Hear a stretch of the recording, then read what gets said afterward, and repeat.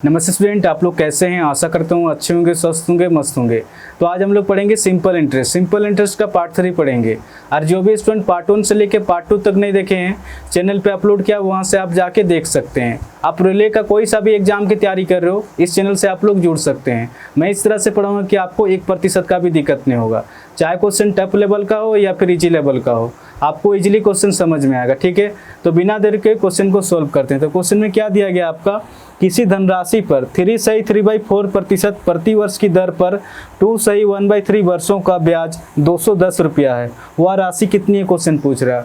अब जैसे जैसे क्वेश्चन कर रहा है उस हिसाब से लिखते जाएंगे। तो क्वेश्चन में क्या दिया गया, रेट प्रतिशत कितना दिया गया आपका 3/4%, और समय कितना दिया गया है 2/1/3 ईयर्स दिया गया। अब इसको सोल्व करेंगे, 4 तिया 12 हो जाएगा और 3 15/4 निकल के आ रहा, 3 दूना 6 और 1 7/3 निकल के आ रहा।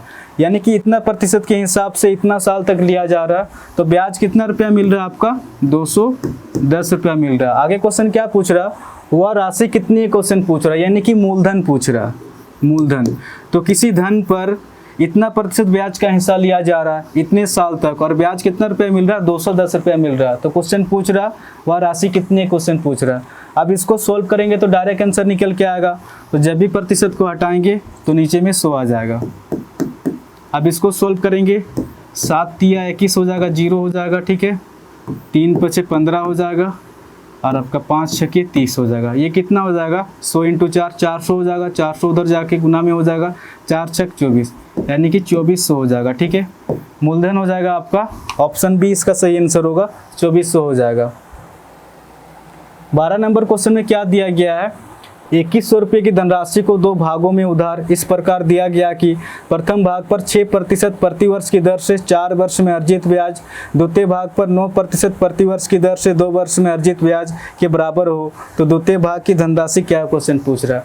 अब जैसे जैसे क्वेश्चन कर रहा है उस हिसाब से लिखते जाएंगे। यहाँ पर बात हुआ प्रथम भाग और द्वितीय भाग, तो प्रथम भाग को मैं मान के चल रहा हूँ P1 और द्वितीय भाग को P2 मान के चल रहा हूँ। तो क्वेश्चन में क्या दिया गया, 2100 रुपये की धनराशि को 2 भागों में उधार इस प्रकार दिया गया कि प्रथम भाग पर 6%, प्रथम भाग पर 6% प्रति वर्ष की दर से 4 वर्ष तक, तो 6 चौके 24। तो कहीं ना कहीं मुझे P1 पर 24% का ब्याज मिल रहा है।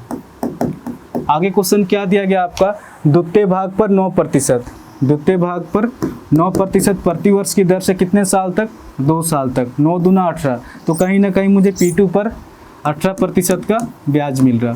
अब इसको सोल्व करेंगे तो डायरेक्ट आंसर निकल के आएगा। प्रतिशत से प्रतिशत कट जाएगा आपका, 6 तिया 18, 6 चौके 24। P1 और P2 को एक साइड लेके आएंगे तो ये 3 है, जब 4 को इधर लेके जाएंगे तो ये बट्टा के नीचे में आ जाएगा।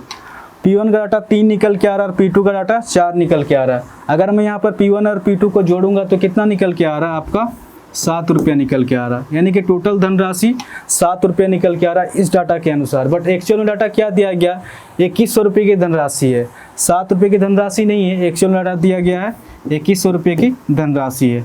इस 7 से 21 कितना गुना ज़्यादा है, 7 तिया 21 2 0, ये अपने आप से 300 गुना ज़्यादा है। तो क्वेश्चन क्या पूछ रहा है आपका, द्वितीय भाग की धनराशि क्या है, यानी कि P2 पूछ रहा है। तो 4 ना होकर अपने आप से इसी 300 के साथ गुना करेंगे, कितना हो जाएगा 4 तिया 12, यानी कि 1200 हो जाएगा। तो इस क्वेश्चन का जो आंसर हो जाएगा आपका ऑप्शन बी इसका सही आंसर होगा। 13 नंबर क्वेश्चन में क्या दिया गया है, यदि किसी धन पर 3 वर्ष के लिए 12/1/2% की दर से लगा साधारण ब्याज मूलधन से 3500 रुपये कम है तो मूलधन हुआ SI ज्ञात करें, क्वेश्चन पूछ रहा है। अब जैसे जैसे क्वेश्चन कर रहा है उस हिसाब से लिखते जाएंगे। सबसे पहले तो प्रतिशत को उतारेंगे। प्रतिशत में कितना दिया गया आपका 12/1/2%। सबसे पहले इसको सोल्व करेंगे कि 12/1/2% ये फ्रैक्शन में कितना होता है। ये हो जाएगा आपका 12 दूना 24 और 1 25/2 निकल के आ रहा। तो जब भी प्रतिशत को हटाएंगे तो 100 से भाग देंगे, 25 का 25, 25 चौके 100, यानी कि 1/4 दूना 8, यानी कि 1/8 निकल के आ रहा। तो जब भी 12/1/2% को फ्रैक्शन में सोल्व करेंगे तो 1/8 निकल के आएगा। और फ्रैक्शन में जो होता है नीचे वाला डाटा हमेशा ओरिजिनल डाटा होता है, इसके ऊपर चेंजेस होता है, इसके ऊपर बढ़ता भी है, इसके ऊपर घटता भी है। ये क्वेश्चन के ऊपर डिपेंड करते हैं क्वेश्चन क्या पूछ रहा है। अगर मैं किसी व्यक्ति को 8 रुपया उधार दिया हूँ और उधार देने वाला डाटा को क्या बोला जाता है? प्रिंसिपल। इसी को बोला जाता है मूलधन। तो इस 8 पर मुझे 12/2% का ब्याज मिल रहा। इस 8 का 12/2% कितना हो जाएगा? इस 8 का 12/2% 1 होगा। हमेशा ऊपर डाटा निकल के आता है, आप निकाल के भी देख सकते हैं। इस 8 का 12/1/2%, जब 12/1/2% को फ्रैक्शन में सोल्व करेंगे तो 1/8 आएगा। 8 से 8 कट जाएगा, 1 निकल के आ रहा। आप देख सकते हैं यहाँ पर भी 1 है और यहाँ पर भी 1 है, यानी कि इस 8 रुपये पर मुझे 12/1/2% का ब्याज मिल रहा। तो इस 8 का 12/1/2% कितना हो जाएगा? 1, यानी कि 1 साल में मुझे 1 रुपये का ब्याज मिलेगा। कितने साल तक दिया गया? 3 वर्ष के लिए। 1 साल में मुझे 1 रुपया ब्याज मिलेगा, दूसरे साल में 1 रुपया ब्याज मिलेगा और तीसरे साल भी 1 रुपया ब्याज मिलेगा। साधारण ब्याज में कोई चेंज नहीं होता है। तो 3 साल में मुझे 3 रुपये का ब्याज मिल रहा। तो सिंपल इंटरेस्ट कितना मिल रहा? सिंपल इंटरेस्ट मुझे 3 रुपये का मिल रहा है। आगे क्वेश्चन क्या पूछ रहा? साधारण ब्याज मूलधन से 3500 रुपये कम है। क्वेश्चन में दिया गया साधारण ब्याज मूलधन से 3500 रुपये कम है, बट इस डाटा के अनुसार अगर देखा जाए तो साधारण ब्याज मूलधन से कितना कम है? 5 कम है। इस डाटा के अनुसार तो 5 कम है, बट एक्चुअल में डाटा दिया गया 5 कम नहीं है। एक्चुअल में कितना कम है? 3500 रुपये कम है। इस 5 से 3500 कितना गुना ज़्यादा है? 5 7 35 2 0 700 गुना ज़्यादा है। तो क्वेश्चन क्या पूछ रहा? तो मूलधन हुआ एसआई ज्ञात करें, क्वेश्चन पूछ रहा। तो मूलधन हो जाएगा आपका 8 ना होकर अपने आप से इसी 700 के साथ गुना करेंगे। 8 7 कितना हो जाएगा? 5600 हो जाएगा मूलधन।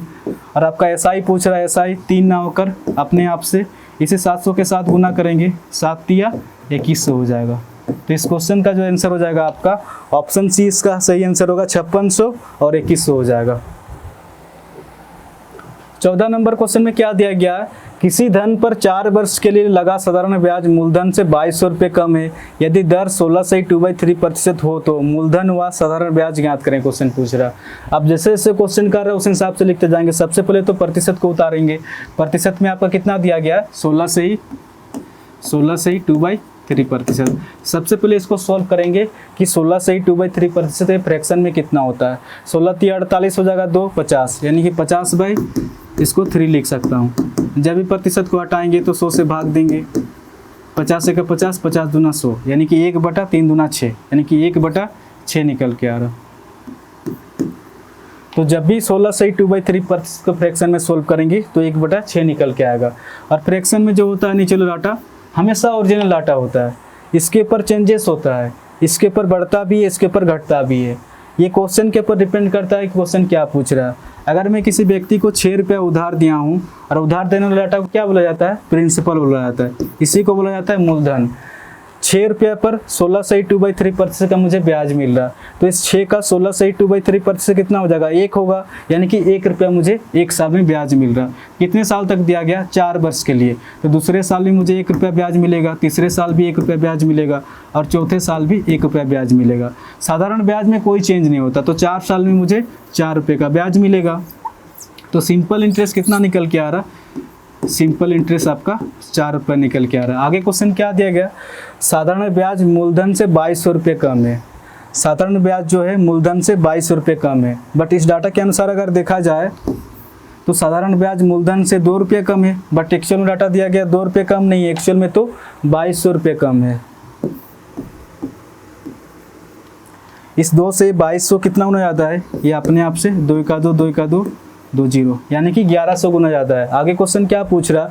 तो मूलधन व साधारण ब्याज ज्ञात करें। क्वेश्चन पूछ रहा है। तो मूलधन 6 ना होकर अपने आप से इसे 1100 के साथ गुना करेंगे तो कितना हो जाएगा? 11 छके 6600 हो जाएगा। आगे क्वेश्चन क्या पूछ रहा है? साधारण ब्याज ज्ञात करें। तो साधारण ब्याज हो जाएगा आपका 4 ना होकर अपने आप से 1100 गुना ज़्यादा, 11 चौके 4400। तो इस क्वेश्चन का जो आंसर हो जाएगा आपका ऑप्शन बी इसका सही आंसर होगा। 6600 और 4400 हो जाएगा। अगर वीडियो अगर अच्छा लग रहा है तो चैनल को शेयर एंड सब्सक्राइब जरूर करना, क्योंकि हमें एक अंदर से मोटिवेशन फील होता है कि हाँ इतने लोगों तक वीडियो पहुंच रहा है तो हमें और भी वीडियो बनाने का मन करेगा। तो इसलिए चैनल को जितना हो सके शेयर एंड सब्सक्राइब जरूर करें और हाँ कॉमेंट करके जरूर बताएं कि आपको वीडियो कैसा लग रहा। तो आज के लिए इतने ही, फिर नेक्स्ट वीडियो में मिलेंगे। धन्यवाद।